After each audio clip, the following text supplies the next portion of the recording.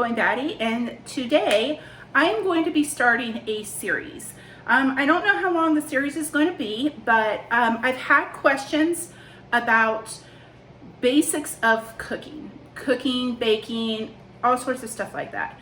So I am going to do a series just on what are the basic things that you need in order to get started cooking from scratch.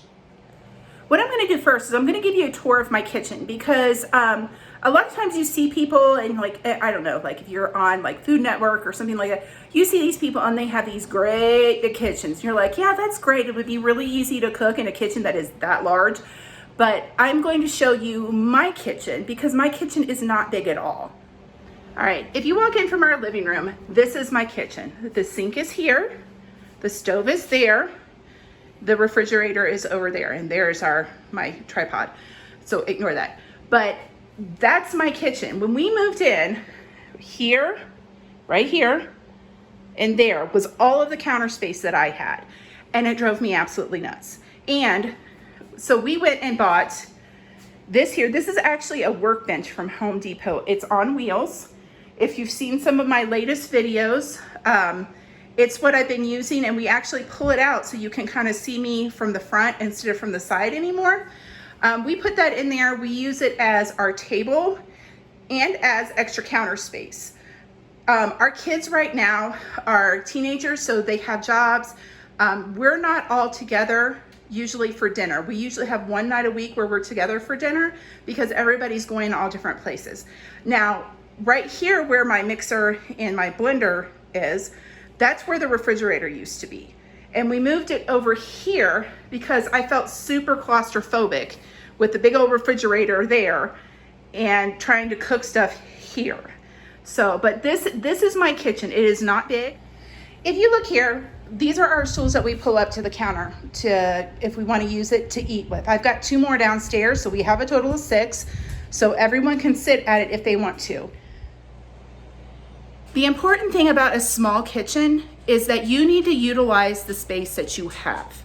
So right here, if you can see here, like I'll move it back a little bit. We built this wall and it holds the things that I use the most. My pots and pans, my skillets, things like that, my sieve there. Those are the things that I grab for the most. So those are out where I can reach them and not in a cabinet. One thing that you want to do is you want to actually start with a clean kitchen. I know that sounds like, duh, Heather, you want a clean kitchen. But if I have 4 teenagers, and sometimes I come into my kitchen and they've made lunch or something like that, and like everything's all over the counter. And I don't want to cook anything then, because there's the cleanup that has to happen, and there's a mess, and you just want to do that. So start with a clean kitchen. And then the other thing that you want to do is you want to section things off into certain sections. So like right here, this is my mixing section. It has all of my mixing bowls, mixing and storage. So, because some of my mixing bowls turn into storage. So there's storage and mixing bowls here. I've got my, some of my baking stuff that can also be storage, like my 9x13 baking pan, my 8x8 baking pan is up there. And then over here in this cabinet is one that I don't particularly care for, because it's an older cabinet and it goes way back, so stuff can get lost in there. So I put stuff in here that I use often, but I don't use as often as, say, on my wall over here. So here, if you can see it, I have all of my lids for my pans. These little racks I got at the Dollar Tree, the Dollar Tree. They were $1. So you can take these and you can put your lids in them. I've got some of my pots here that I use. This one is actually in the wrong place. That's a mixing thing, but that is my my mixing measuring cup. And then I've got some of my smaller pots and pans back here that I don't use quite as often. Over here under where the sink is, now we don't have a dishwasher. If you look down here, we have a dish drainer. This house doesn't have a dishwasher, but up here is where we store all of our cups, our mugs, things like that we drink out of. This little alcove here is where we store like our plates, our bowls. We have an old pitcher up there, and for some reason our pencil sharpener goes there. I think that's just the most convenient place for the kids while they're doing homeschool, is the pencil sharpener in a like more common area. But that's where we store like our dishes and stuff like that. In this drawer here is all of the utensils that I use for the stove. So like spatulas, tongs, things like that. Those go in here. This here is baking and stuff. So like your rubber scrapers, your wooden spoons, your measuring cups, things like that go in this drawer. Here is our silverware drawer here. So that's there with the dishes and stuff. It's all kind of lines up. And then here is where I keep my sharp knives. Anything sharp goes in here.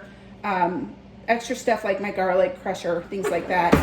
This drawer here is like cheese graters, hand blenders, things like that. And then the very bottom drawer is actually a fake drawer. There's nothing that's in that one. This cabinet here, this is my cutting boards, cooling racks, baking pans, things like that go in this cabinet. Now this one here, this is the one that the stuff I use the least. My dehydrator is in here. My Instant Pot is in here. Now my Instant Pot I do actually use quite a bit, but it's the only place that it fits is right there. This is the cabinet under my sink. So there are my my pot holders, dish towels are right there, and then all of our cleaning stuff is over here for like the kitchen and stuff like that. As you can see, everything has a place, and it's close to the place that it needs to be. So all of my cooking and baking stuff is near the stove. All of my cleaning stuff is near the sink. And all of the dishes, that's on the side of the sink as well. So everything has a place. These pans here are right across from the stove. Make your kitchen make sense. Make it functional, because if you're having to run all over the place to gather all of your stuff up, you're not going to want to cook, because it's like, it's just spread out everywhere. Condense things, put them in groups that make sense. The other thing that I think is a necessity, I mean, some people may not think so, but I do, is actually a good apron. These aprons here, these were actually this one here and this one here, the purple one. These were made by my grandmother. So, and these are good aprons. I really like this one because it kind of covers all the way. I like this one here because it has giant pockets in it. So collecting eggs is easy in this, or, you know, just putting stuff in it. The other one I have is this one here. This one's great for canning because it covers all of you. So things don't splatter all over your shirt, because you're gonna find when you're cooking from home or homemade things are going to splatter. So you may be asking, Heather, what's in this series that you're doing? So I made a list. See, I got a list. It's a list here. We are going to go through, like I did today, just the basics of your kitchen, the setup, you know, some of the things that you'll need, showing you that you don't have to have a gigantic kitchen in order to do this stuff. You just have to utilize the space that you have.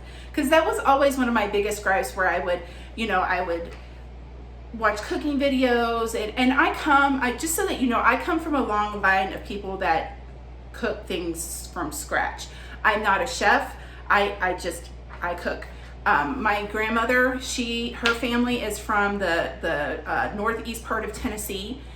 They were farmers growing up, going back generations. So this is a family that cooked everything from scratch. They canned stuff. They did all sorts of things like that, you know, processed their own meat, things like that. So that's the background that I come from. My grandmother would cook for, you know, she had 6 kids, and then they would all come over with their grandkids to her little tiny house, and she would cook for all of them, and that was like almost 26 people. So that's the kind of line that I come from. My mom is an excellent cook. She always has been. There were very few meals that she's ever made where I was like, ooh, I don't like that. And usually it was because of something in it that I didn't care for. I'm not a picky eater, but if it ever had peas and carrots in it, I'm like, ugh.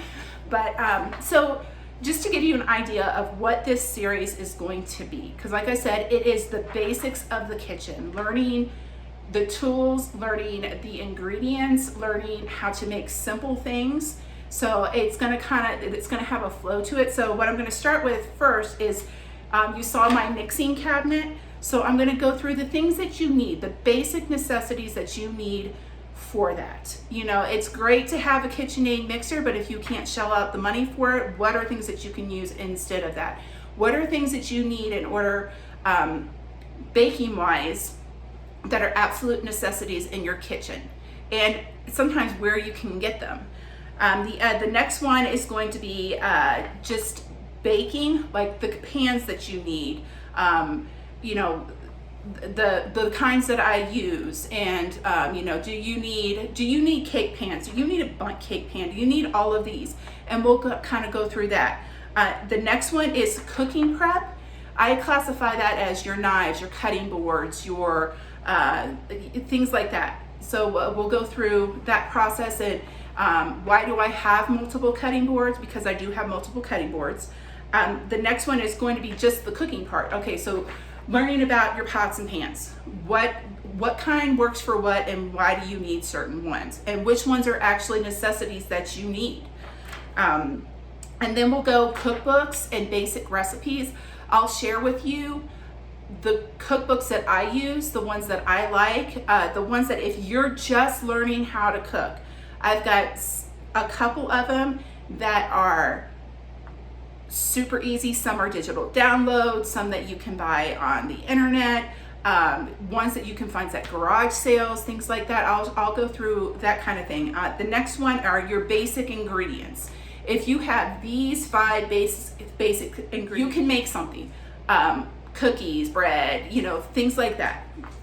Then we're going to move on to actually making some of those things. So with every step that I showed you, mixing, baking, cooking, things like that, I'm going to make a simple thing with each one of those so that you have the basics of how to do these things. Because like I said, sometimes we look at people cooking and you're like, man, that's hard. And the reality is, if you know some of these simple things and what certain things are used for, it's not nearly as hard as you think it's going to be. So hopefully that'll be helpful to you. And like I said, I'm not a chef. I've never been trained, anything like that, but I do love to cook. I love to cook for my family. I have a big family. So when you watch me cook, you'll see recipes that sometimes have been doubled and tripled and sometimes even quadrupled, because I have 3 teenage boys in my house who eat me out of house and home and sometimes my teenage daughter too. But so these recipes are going to be simple ones on how to do certain things. And then if this is something that you guys like, I'll move on to basics of canning. Like, how do you preserve some of your food? Some of the stuff that you get from your garden, or even if you find a great sale at the store, like if you know peaches go on sale, like around here we've seen trucks with peaches all over the place.